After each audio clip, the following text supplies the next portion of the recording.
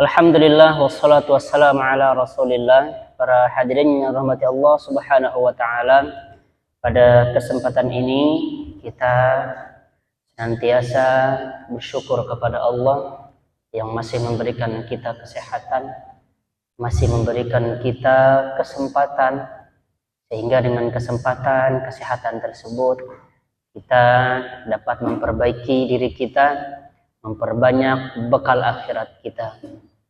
Sebab kalau tidak demikian, maka kita termasuk orang-orang yang rugi. Kita lihat Bapak Ibu, yang sebenarnya fenomena-fenomena yang terjadi di sekitar kita, bahkan di negeri yang lain, di luar negeri, kejadian-kejadian yang menurut kita sangat ngeri sekali. Padahal itu di akhirat mah tidak ada apa-apanya, Bapak. Di luar negeri kita lihat ada kebakaran, ya, sampai-sampai belum bisa dipadamkan. Di negara kita juga ada daerah yang kebakaran. Nah, ada daerah yang banjir. Ada daerah yang terkena longsor, gempa bumi, dan yang lainnya, Bapak Ibu. Itu semua sebenarnya teguran dari Allah Subhanahu wa taala supaya kita berpikir. Jadi perlu kita ketahui bahwa semua ujian-ujian tersebut, musibah-musibah yang diturunkan oleh Allah itu disebabkan karena dosa yang dibuat oleh manusia itu sendiri. Jadi kita lihat di zaman sekarang ya, dosa ada di mana-mana. Minuman keras seakan-akan sudah dihalalkan. Perzinahan di mana-mana. Makanya jangan heran kalau Allah langsung memberikan musibah seperti itu. Ya, Allah menurunkan azabnya nanti. Nah, jadi kita harusnya yang ada di daerah yang notabene aman, insya Allah ya, aman, alhamdulillah. Kita belum melihat yang namanya banjir selutut di sekitar kita ya, nggak ada, alhamdulillah. Kalau Allah sudah menurunkan musibah kepada suatu kaum atau suatu daerah, maka Allah tidak akan pernah pandang bulu, Bapak Ibu. Yang di dalamnya ada orang soleh, di dalamnya ada orang toleh gitu, pelaku maksiat, itu tidak pandang bulu.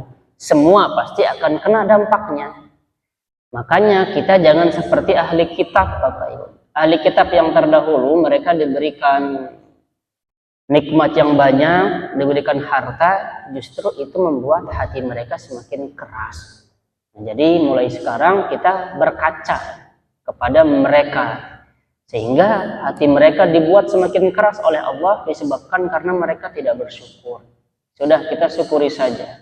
Apapun yang terjadi dalam diri kita, itulah yang terbaik bagi Allah. Yang sakit sekarang, ya sudah, itulah yang terbaik. Yang berdoa minta keturunan ternyata belum juga, bukan berarti Allah tidak mengijabah doa. Itu maksudnya Allah masih menunda. Atau yang berdoa ingin kekayaan, ingin rumah, ingin tanah, dan yang lainnya. Sampai-sampai sudah 2 tahun, 2 kali puasa, ternyata sampai sekarang belum diijabah. Oh gini.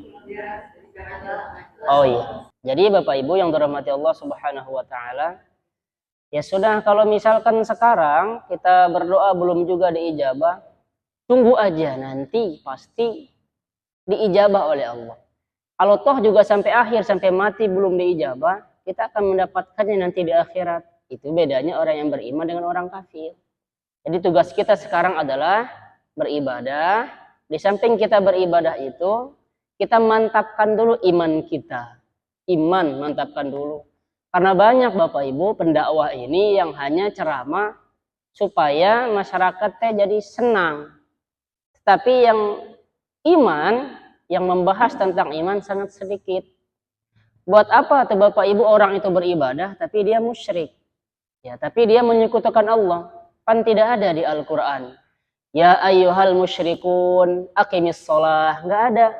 Ada juga ya ayyuhalladzina amanu atau ya ayyuhal kafirun kutiba alaikumusiyam, ada enggak?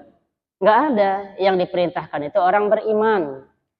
Makanya diturunkan Al-Quran ini sebagai petunjuk dan pembeda. Nah, kepada siapa Allah memberikan petunjuk? Kepada Nabi Muhammad. Yang kita baca sekarang itu hadis. Namun anehnya banyak orang yang tidak mau belajar hadis. Aneh itu Bapak Ibu. Kadang kan sebagian ustadz hanya menjelaskan ibadah. Tetapi mereka sebagian ya Bapak Ibu ya tidak berani menyampaikan ini itu syirik, ini itu menyekutukan Allah. Jadi buat apa misalkan ibu sholat, tetapi di satu sisi ibu minta kepada pohon yang besar, ibu memuliakan kuburan, minta-minta kepada kuburan, kan gak ada gunanya sholat kita. Nah itu artinya sia-sia Bapak Ibu. Jadi makanya sebaik-baik petunjuk adalah petunjuk dari Nabi SAW. Bagaimana caranya? Ya ini kita membaca hadis.